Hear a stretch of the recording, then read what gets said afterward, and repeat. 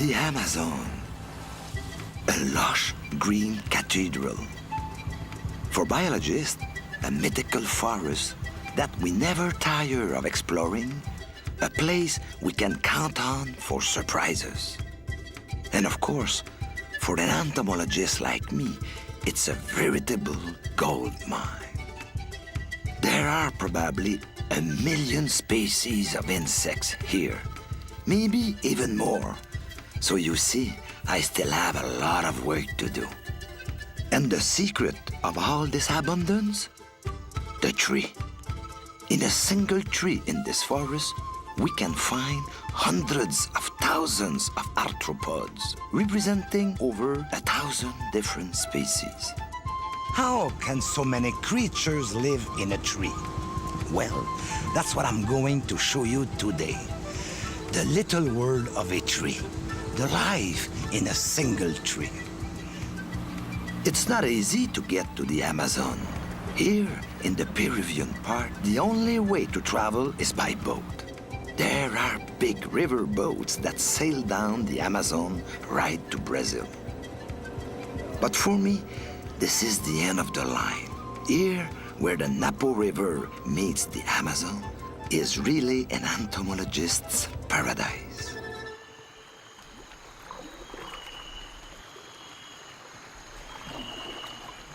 This region holds the world record for the variety of trees. In 1 acre of forest, a botanist found over 300 species, almost half the number found in the entire United States.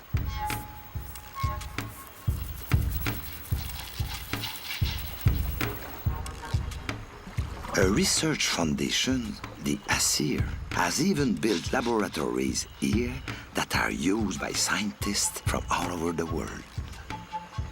This will make my job easier. I'm sure I can find someone here to guide me to the tree I'm looking for. One of the giants of the forest.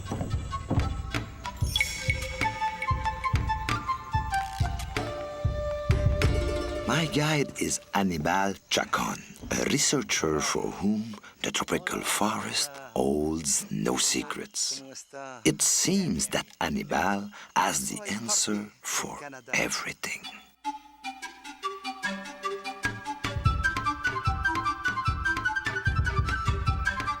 Well, we'll see about that.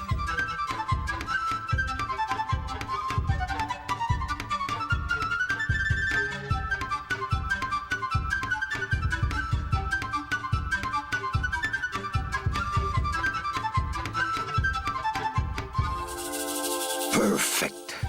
This is exactly what I was looking for. A tree over 130 feet high, towering above the others.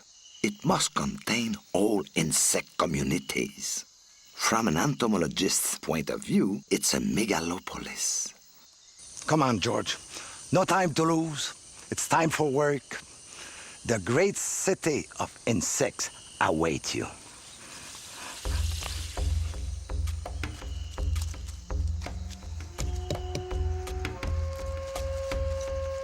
Let's start at the bottom, which is, after all, the most accessible. This is the inner city of our great megalopolis, a neighborhood where the sun hardly ever shines. Arthropods live here in an atmosphere where the humidity is close to 100% all the time because of the thick vegetation.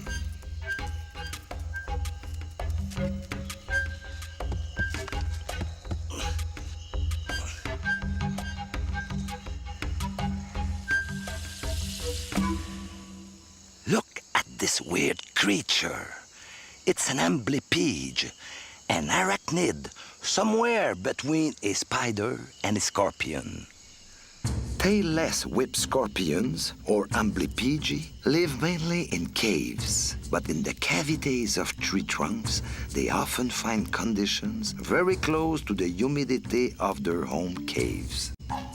They rest during the day, sneaking out at nightfall to scour the lower regions of our tree city.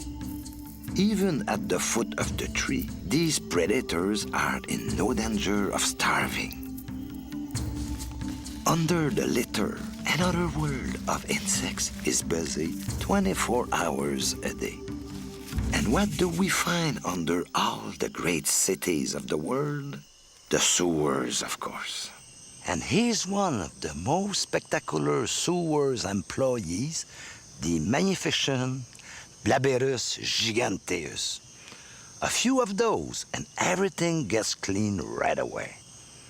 This beetle, which can grow up to 3 inches in length, feeds on excrement and decomposing organisms.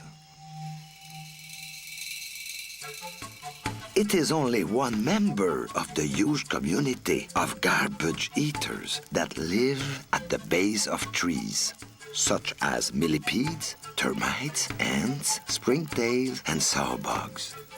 Their job is to break the constant shower of leaves, wood, flowers, and dead insects falling from the branches into humus that nourishes the tree. This complete recycling plant is the result of millions of years of evolution.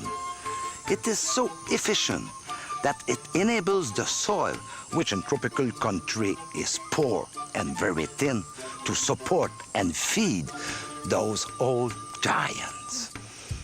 Now, what about the trunk? Or more precisely, how do I get up the trunk?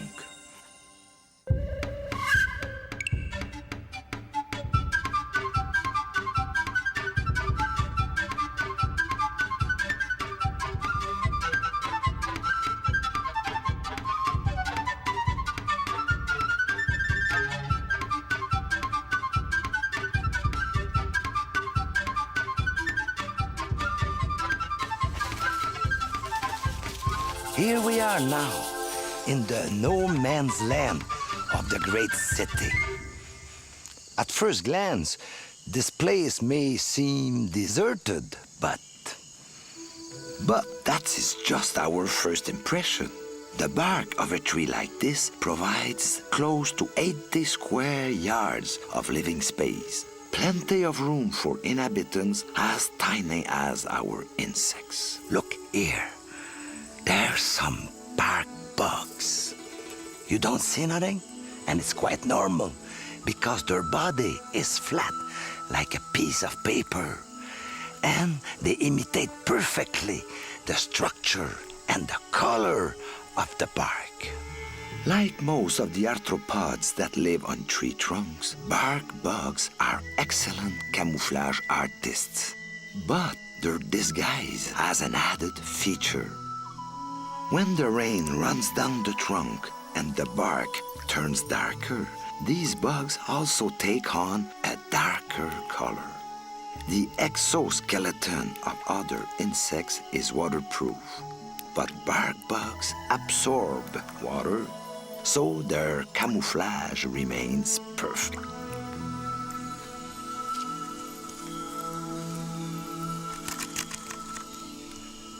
As you can imagine, the tree trunk bursting with sap is a strategic attraction for many insects. So this is where we can make some wonderful discoveries. Harlequin. This is not a standard longhorn. This beetle is like the public transportation of our great city. What you may call a coleobus or a beetle bus. In fact, the harlequin carries some very strange passengers, pseudo-scorpions. Pseudoscorpions normally live under the bark, but the females like to slip under the elytra of longhorns when they land close by. There, they find lots of tasty mites and ticks to eat.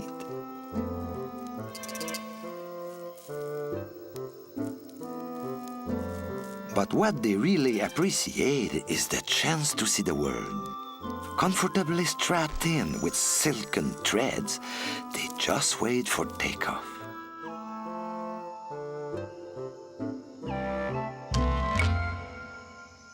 And at last, but not the least, the trunk is a major transportation system to the height of the city.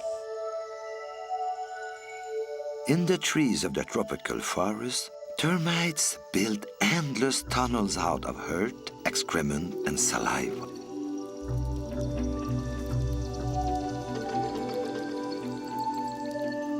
This tunnel network connects their hunting areas, which are usually underground, to their great cities in the heights of the trees.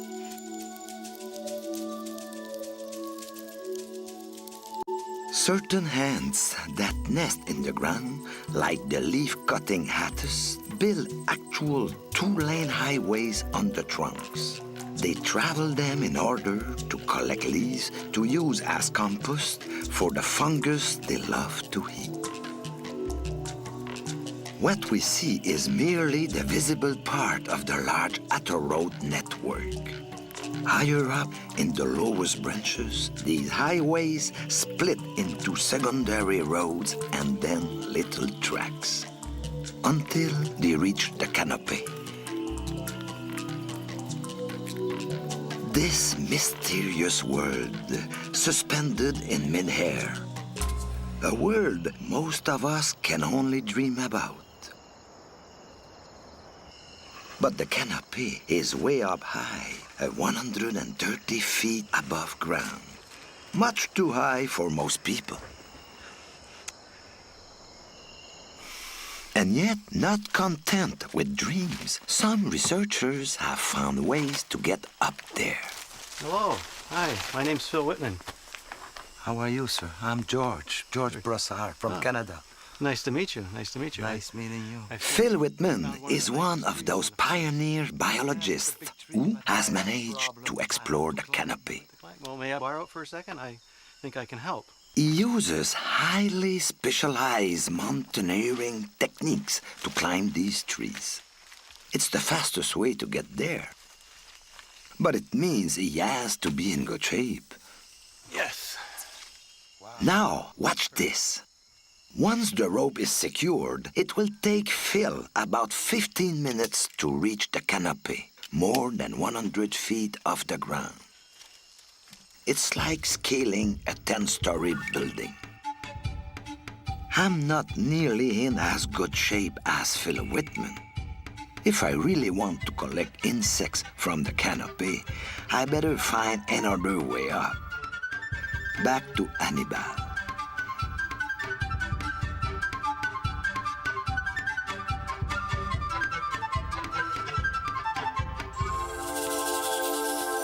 Puente aéreo. Puente aéreo o puente colgante. Bien, está bien. And here it is, a wonderful system built by those canopy pioneers so that ordinary people like me can share their love of these great trees. This bridge, suspended in the heart of the Amazon rainforest, is the first step in a breathtaking aerial adventure. 11 connecting walkways that take us right up into the sky. The crowns of these trees form a world very different from the world below. The tropical sun can be incredibly hot. Some days, at noon, the humidity can be as low as 30 degrees and the temperature as high as 120 degrees Fahrenheit. But as we see, the canopy looks like a great green ocean. A peaceful haven for creatures so tiny that most of them seem practically weightless.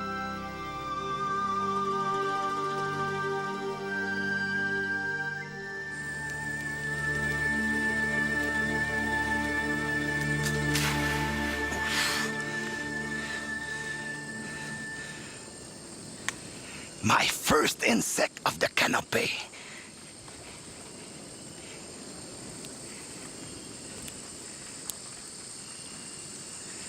A beautiful chrysomelid.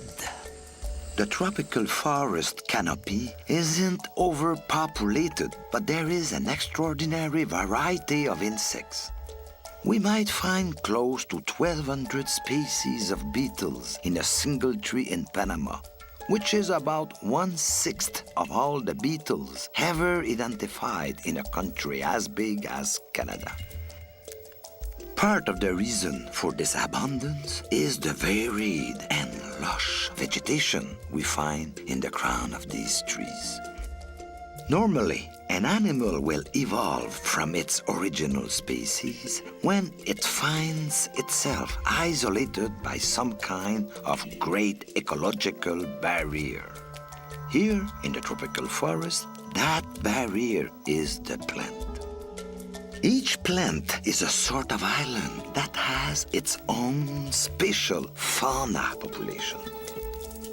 So, the insects in the canopy might live next door to one another, but each of them has its own private room.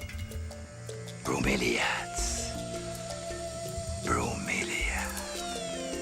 Of all the epiphytes, bromeliads are known as the best residential areas for the Great Hanging City. Let's see if we can collect some of the citizens of this city. Bad luck. A bit too far for me. George, can I help you? Wow, Phil, how are you? Well, I'm up here sampling this bromeliad to find out what lives in it. Looks like Phil has the right idea. He is in a much better position to collect some of the residents in a bromeliad. Inside the bromeliad. Can I borrow? Yes, please. I wonder what he's found.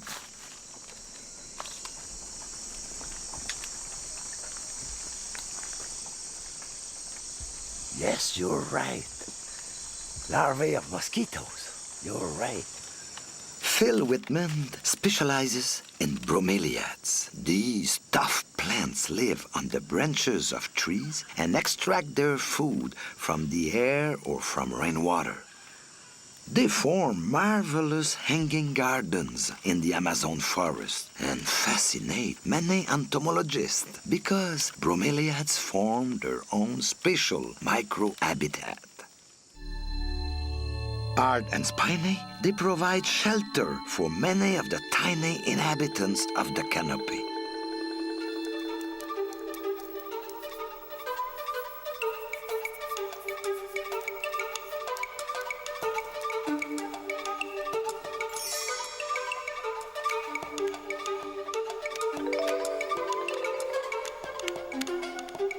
The rosette formation of their leaves forms all kinds of tiny basins where rainwater can collect.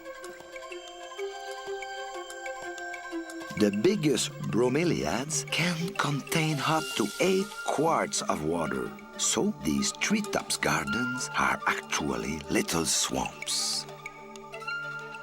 This means the fauna that lived here are mainly aquatic. For example, we find different kinds of larvae, mosquitoes, flies, and gnats. Of course, these microfauna also attract predators, the most formidable of which is the dragonfly larvae.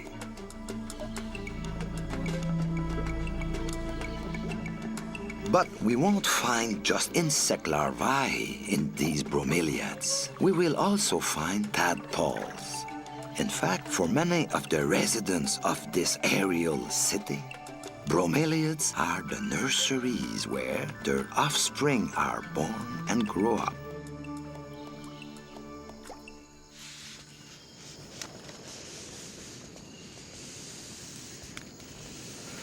Take a close look at this strange little pile of leaves.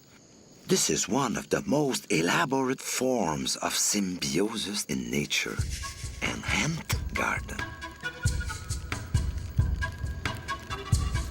Many scientists have studied these gardens in great detail, and what they have discovered is just fascinating. The brown ball holding up this structure was built by the ants themselves, using chewed plant fiber and humus.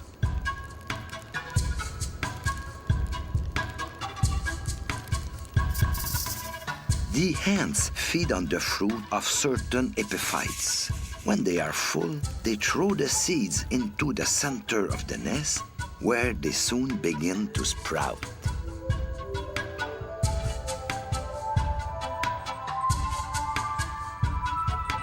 Once they mature, these plants in turn provide the fruit the ants need to survive. In exchange, they receive total protection. The ants will systematically attack anything that comes near their garden. They are so aggressive, they can even frighten off the most dedicated entomologists.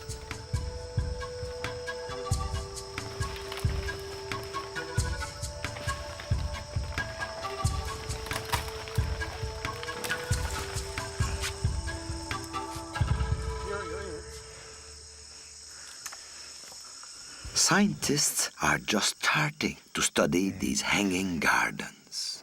But already they are opening up new horizons. Thousands of new species have been discovered, leading us to believe that we had seriously underestimated the biodiversity of our planet. We may discover that there are close to 30 million insect species on Earth, many of which can be found here 130 feet above ground. Taxonomists have only identified 1,400,000 animal and plant species. So, we really have a long way to go before we identify them all.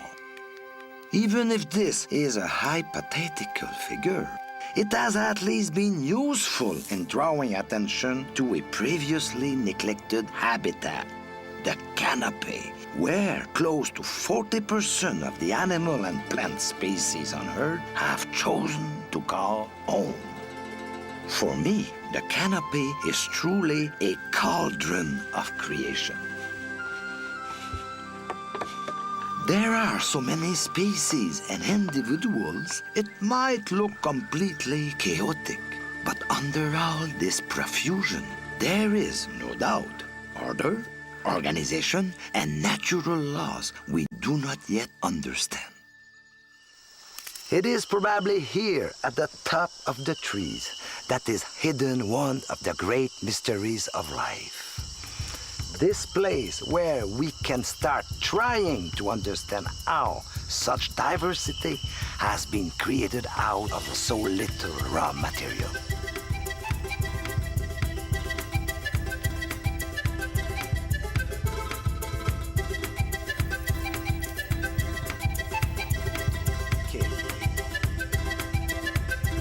Sí, amigo Jorge. Muy bueno. Muy bonito. If we consider that an area of primal forest the size of a football field disappears every second, the study of the canopy is a race against time. A race we may, at least in part, have already lost. Future generations will certainly be proud that we are putting more and more energy into preserving the incredible mosaic of creation formed by life in a single tree.